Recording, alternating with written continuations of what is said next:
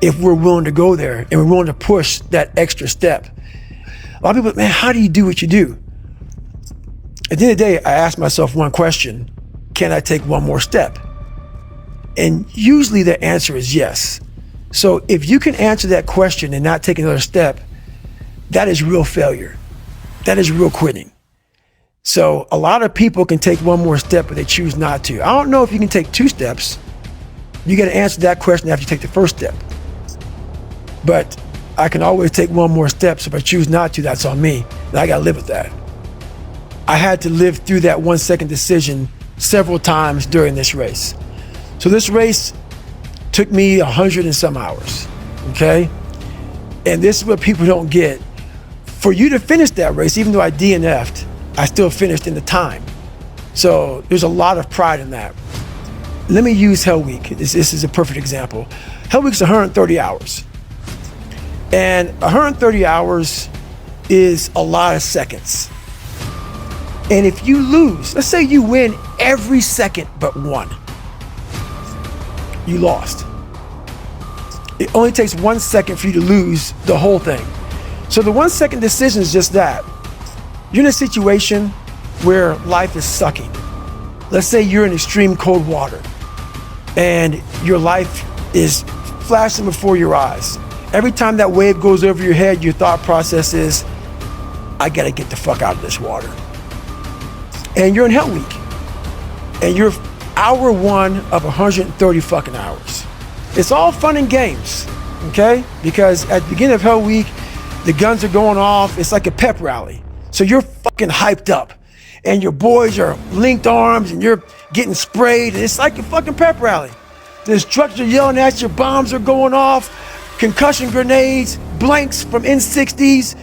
But then what they do is they shut that shit off. They shut it off. All that hoo-yah, all that hype, it gets real quiet. And they march you out to that surf zone for something called surf torture. And it's that water, that Pacific Ocean is cold as shit.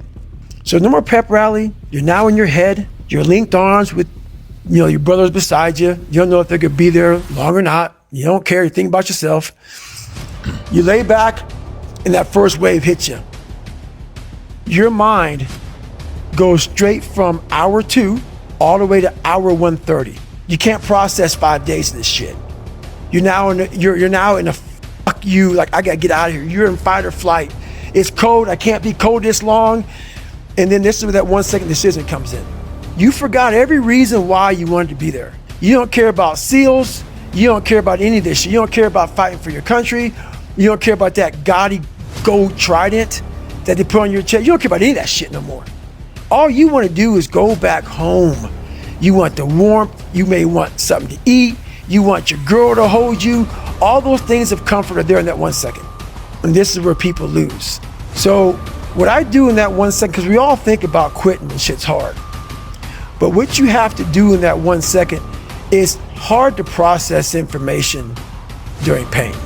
Because that pain takes over and you can't think rationally.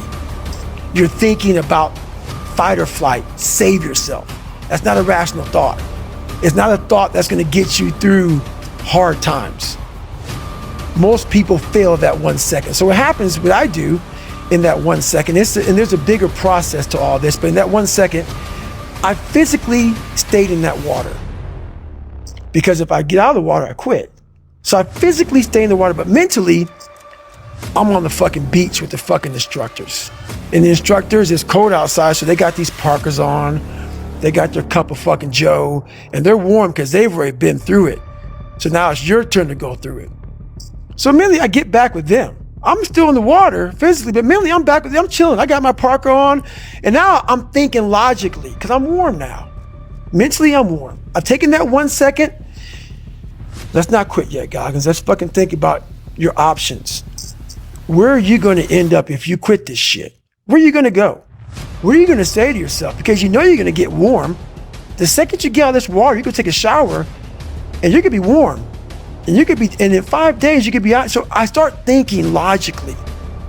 I calm my brain down because your brain just wants to get the fuck out. Ring the bell, push your helmet down, get warm, and then you're really fucked. And these are the things you have to think about in the 1 second decision. So that's what that's all about. It's about gaining control of your mind, putting things back in the proper perspective, and then saying, I really do want to be here, and I'm going to have a bunch of these 1 seconds through this 130-hour journey. And I have to learn to control these, because if I fail one of these 1 seconds, I will not be a SEAL. I will not be a doctor. I will not be a lawyer. I will not be whatever the fuck it is. So that's how important that 1 second decision is. It's all about your mind takes control of you. You have to say, fuck you, I run this motherfucker. And that's what that's all about. They think it's a permanent fix. They think it's something that is a constant. They think that maybe once I get it, I'm gonna hold on to it. And that's the thing I talk about. Nothing is permanent. Nothing is permanent. And a lot of times you have to learn to perform without motivation. You have to learn to perform without purpose. You have to learn to perform a lot of different things. And that's what people think. They think I need to have this motivation to work out, to study, to be better. So if they don't have it, they just don't fucking do it. And that's where you fail. You have to learn to train your mind well beyond motivation. If you have motivation, that's great. That's some kindling to the fire. All it takes is a little bit of fucking spark, you can burn a whole forest up. But motivation, you have to learn to exist without it. You have to learn to be, you have to be your best self when you're least motivated. And that's the tricky part about all that shit. Motivation is just a word. You have to have these different things in your mind on where you want to go and know that motivation is not going to get me there. Because I'm not going to always be motivated. And discipline is good too. But without a clear headspace, there's no discipline. So let's say we have a circuit breaker, okay? And I'm loading everything up to one fucking circuit. Just load it up. It's gonna fucking blow. And once that thing blows, man, the circuit's all fucked up. You gotta have each thing plugged into the right spot, like a fucking crowded garage. You can't put anything in it. Once your brain is crowded, discipline is great. Motivation is great. But if you can't fit shit in your brain because it's all fucking cluttered with shit, there's no discipline.